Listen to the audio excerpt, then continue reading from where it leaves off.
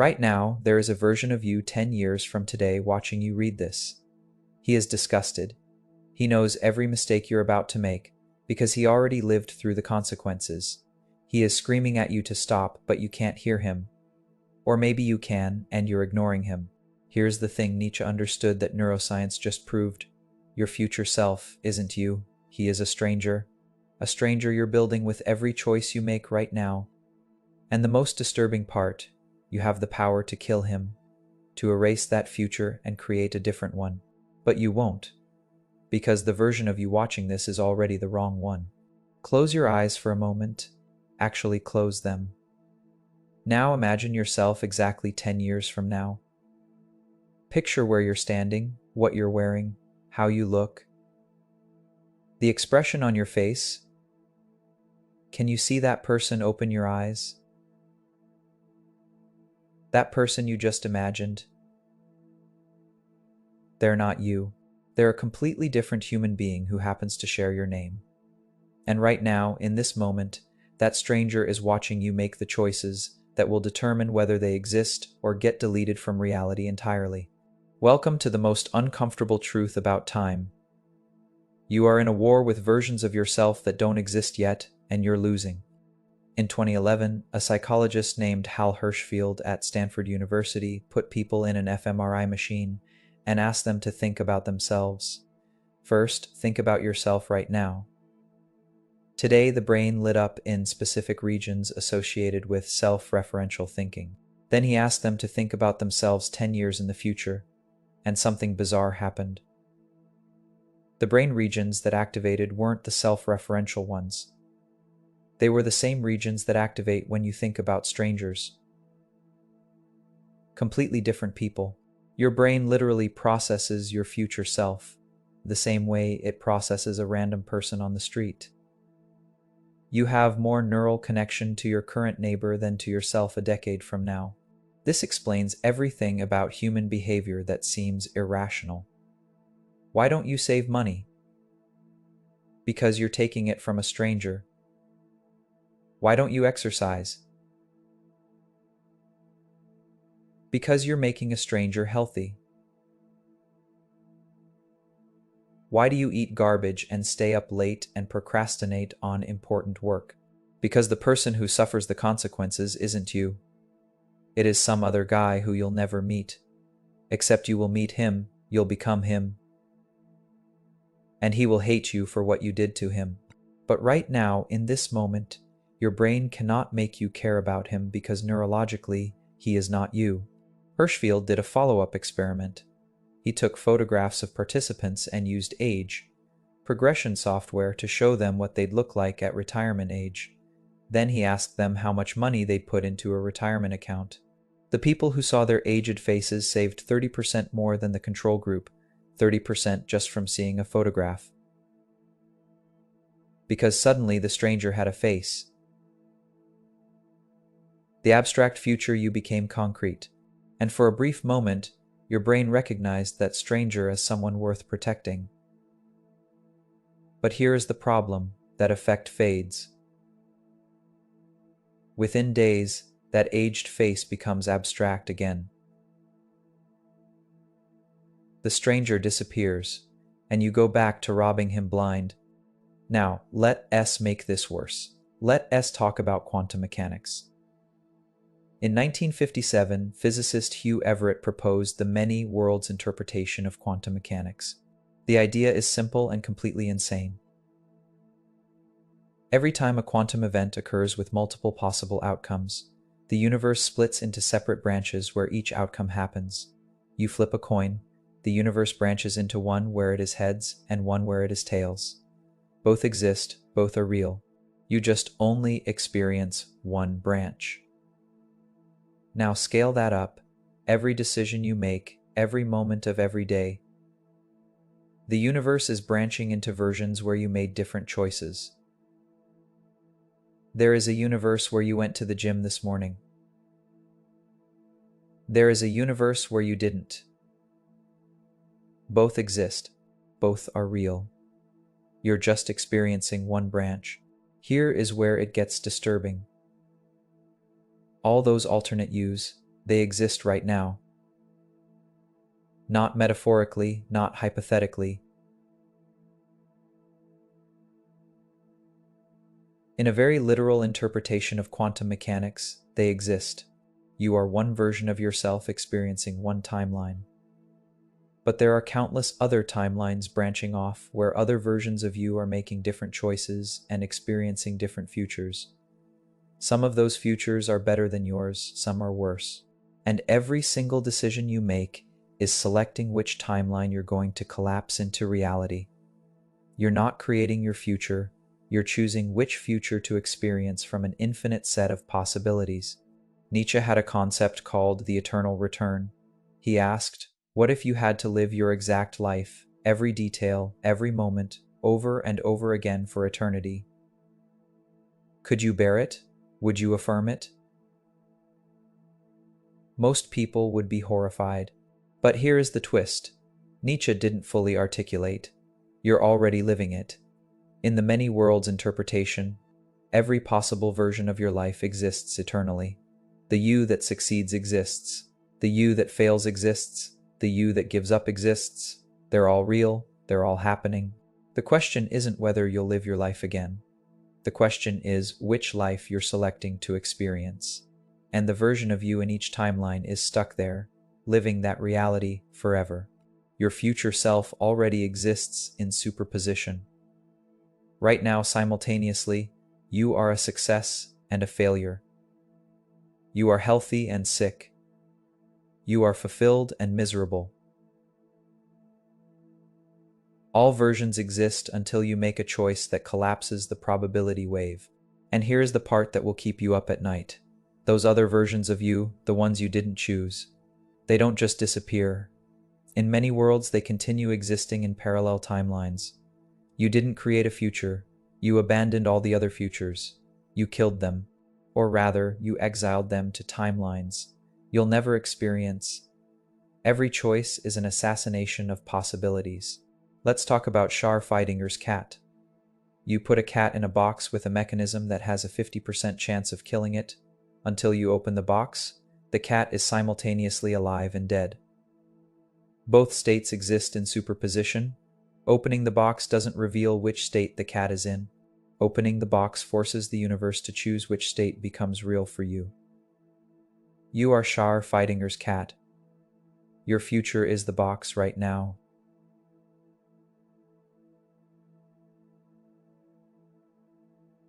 You are simultaneously successful and failed, happy and miserable. Everything and nothing, and every action you take is opening the box, forcing reality to collapse into one outcome. But in another timeline, the box opened differently. Another you is experiencing the opposite result. Both of you are real. Both of you are convinced you're the only one. Now, connect this to what we know about the brain. You are not a continuous self. The philosopher Derek Parfit argued that personal identity is an illusion. What we call the self is just psychological continuity. A chain of memories and personality traits that flow from one moment to the next. But that chain is constantly breaking and reforming. The you of 10 years ago had different memories, different cells, different personality traits, different goals. That person is dead. You are what replaced them, and the you of 10 years from now will be a different person who replaces current you. You're not becoming your future self. Your future self is a different person who inherits the consequences of your actions, and that person has no say in what you do to them. Think about your relationship with your past self. You probably hate them for choices they made, right? That stupid decision 5 years ago that you're still paying for. That opportunity you missed. That relationship you ruined. You curse your past self. You think, what was I thinking? How could I be so stupid? But here's the thing, your past self is you. Same person, continuous identity, and you hate them. Now, flip it forward. Your future self is going to feel exactly the same way about current you. 10 years from now, you're going to look back at this moment and think, why didn't I change? Why didn't I act? I knew what I needed to do. Your future self will hate you the way you hate your past self. You are always in the middle, being judged by the future and judging the past. You are never the right version. You're always the mistake that someone else has to fix. But it gets darker. Your future self doesn't just passively receive the consequences of your choices. They're actively being constructed by those choices. Every time you eat fast food, you're building a future self with health problems. Every time you skip the gym, you're building a future self who is weaker. Every time you choose immediate pleasure over long-term benefit, you're constructing an enemy. Someone who will suffer because of you. Someone who will look back at you with resentment and anger. You are building a person who will hate you. And you're doing it knowingly. You can feel it happening, and you do it anyway. This is why Nietzsche's concept of the Fabermensch is so radical. The Fabermensch isn't someone who discovers their true self. It is someone who creates themselves deliberately, consciously. The Fabermensch looks at all possible futures and chooses which one to make real. Not passively, not by accident, but through will, through power. The will to power isn't about dominating others. It is about dominating yourself. It is about murdering every weak future and forcing the strong one into existence. Most people let their future selves happen by accident. The Fabermensch assassinates futures strategically. They look at the infinite branching timelines and say, that version of me is unacceptable. I will kill them. I will never let that future exist. Every bad habit you have is a weapon you're using against a future version of yourself. Procrastination isn't laziness. It is choosing which future you dies. When you procrastinate on something important, you're selecting the timeline where you failed and making it real. You're murdering the successful version and resurrecting the failed one. Every single moment, every choice, you're in a battle with yourself across time, and most people are fighting for the wrong side. They're helping their current self at the expense of their future self, not realizing that they will become that future self, and they will lose the war they're currently winning. The economist George Ainsley studied temporal discounting, the tendency to value immediate rewards over delayed ones. $100 today feels more valuable than $110 next week. Rationally, this makes no sense. 10% return in 1 week is incredible. But your brain doesn't care about rationality. Your brain cares about now. Future you can starve. Future you can suffer. Future you isn't real. And this isn't a bug in human psychology. This is a feature for most of human history. There was no future to plan for. You might be dead tomorrow. Taking the immediate reward made sense. But now we live in a world where your future self is almost guaranteed to exist, and they're going to be furious with you. Marketers understand this better than you do. Every fitness program, every financial advisor, every self-help guru uses the same tactic. They try to make your future self real. Future you will thank you. Do it for the person you'll become. They're trying to hack your neurology to make you care about a stranger, and it works briefly. You sign up for the gym membership. You open the savings account. You buy the course. And then, within weeks, your future self becomes abstract again. The stranger disappears. And you cancel the membership. You drain the account. You never finish the course because you can't maintain empathy for someone who doesn't exist yet. But here is the real horror. You can't win this game. Even if you sacrifice everything for your future self, even if you save money and exercise and make all the right choices, when you become that future self, because you'll immediately start judging yourself by an even further future, you'll look ahead 10 more years and realize you should be doing more. The goalposts move. The stranger you're serving today will become you. And then they'll become the past self that a new stranger judges. You're on a treadmill of temporal guilt that never stops. You will always be inadequate. You will always be the mistake that someone needs to fix. Nietzsche saw this trap. He called it resentment, the poison of looking backward and forward with resentment, instead of looking at now with affirmation. His solution was amor fati, love of fate. Not just accept what happens, but love it. Choose it so completely that you would want it to repeat eternally, because in the eternal return, it will repeat. This moment right now will happen again. Infinite times. Can you love it? Can you choose it? Can you affirm this exact moment without needing it to be different? Most people can't. Most people are waiting for a better moment that never comes. They're serving a future self who will also be waiting. An infinite chain of waiting. An eternal return of inadequacy. But there is another interpretation. What if you stop trying to serve your future self? What if you recognize that they're not you? They're a stranger, and you don't owe strangers anything.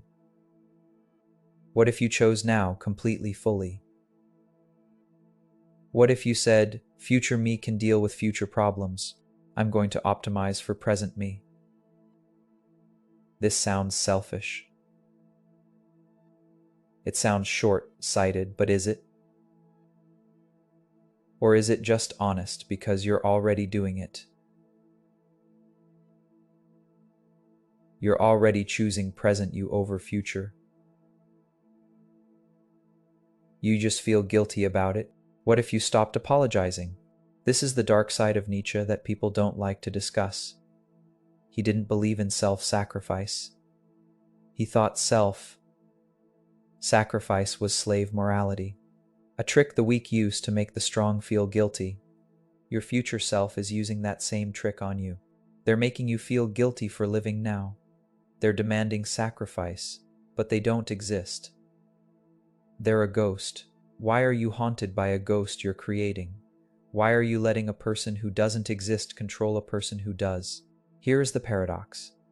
The only way to create a future self worth becoming is to stop trying to serve them. If you sacrifice now for the future, you build resentment. You'll save for retirement and then die before you can enjoy it. You'll lose weight for some future moment and then find a new goal. The only people who successfully build good futures are the people who find a way to align present and future interests. They don't sacrifice for their future self. They make choices that serve both simultaneously. They find the overlap in the Venn diagram where present pleasure and future benefit intersect. But that is rare. Most people are split. Most people are at war with themselves across time. And the casualties are everywhere. Your savings account is a graveyard of futures you murdered. Your gym membership is a tombstone for a healthier you who never got to exist. Your abandoned projects are memorials to versions of yourself that you killed. You are a serial killer of possibilities, and you don't even feel guilty about it anymore because you do it so often it is normal. Let me give you a concrete example. Right now, you're watching this video. Why? What made you click? Probably because you're procrastinating on something else, something more important, something your future self needs you to do. But you're not doing it. You're here instead, and you know this. You can feel it. There is a small voice in your head saying, you should stop watching and go do the thing. That voice is your future self. They're screaming at you. They know you're making a mistake. They know you'll regret this, and you're ignoring them, because they're not real. They're just a voice, and voices are easy to ignore. But think about what is happening in quantum terms. Right now, there is a timeline where you stopped watching this video and went to do the important thing. There is a version of you who made that choice. They exist. They're real, and they're experiencing a different future than you are. In their timeline, the important thing gets done.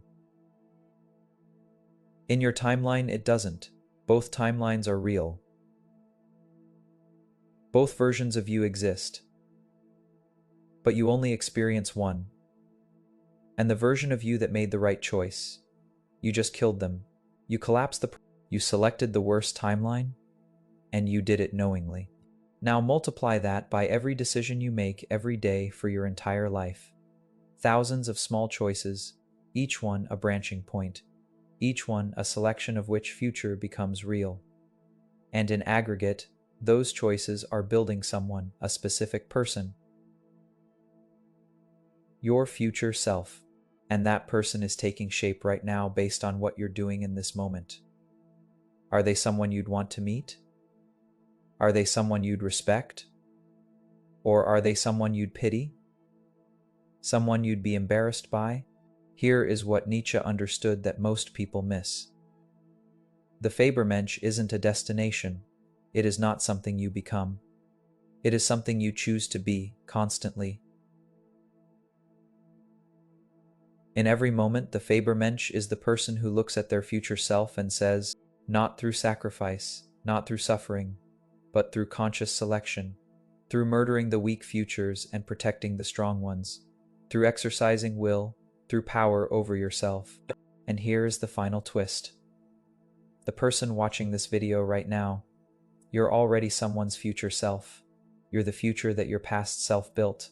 5 years ago, 10 years ago, that person was making choices that led to you. And what do you think of them? Are you grateful? Are you proud of what they built? Or are you disappointed? Are you angry at them for the position they put you in? Because if you're angry at your past self, then you already know how your future self is going to feel about you. You're repeating the pattern. You're making the same mistakes. You're building another future self who will hate you the way you hate your past self. The cycle continues. The eternal return repeats, unless you stop. Unless you recognize what is happening. Unless you realize that you are not in a relationship with your future self. You are in a war with them. And the only way to win is to stop fighting, to align. To make choices that serve both present, to find the rare decisions where you don't have to sacrifice one for the other. And when you can't find those decisions, to choose consciously to say, I am choosing present me over future me, and I accept the consequences. Not with guilt, not with shame, with clarity, with power. Because here is the truth that no one wants to tell you. Your future self is going to suffer regardless. Life guarantees suffering, even if you make all the right choices, even if you sacrifice everything. Your future self will face pain and difficulty and disappointment. You can't protect them from that. You can't save them. All you can do is choose what kind of person they'll be when they face it. Will they be strong? Will they be capable? Will they be someone who can handle adversity? Or will they be fragile, resentful, broken by? That is the only choice you actually have. You can't control outcomes. You can't guarantee success. But you can control who you're building. And right now, in this moment, with every choice you make, you're sculpting someone. Deliberately or accidentally, consciously or unconsciously, you're building a future self. And that future self is going to have to live with what you create. They're going to inherit your choices. They're going to pay your debts. They're going to reap what you sow. So ask yourself, who are you building? Is it someone worth becoming? Or is it someone you'd rather not meet? Because you will meet them. You will become them. And when you do, you're going to look back at this moment and remember that you knew what you were doing. You knew what needed to change, and you'll know whether you acted or not. Your future self is watching you right now. They're screaming at you to wake up, to change, to stop building them wrong. Can you hear them? Or are they just another voice you're going to ignore? Another stranger you don't care about? Another version of yourself you're going to kill? The choice is yours. It has always been yours. But you need to understand what you're choosing. You're not just choosing what to do today. You're choosing which timeline becomes real. Which version of you gets to exist. You are the executioner of infinite possibilities. Every moment, every choice, you're killing someone. The question is, who?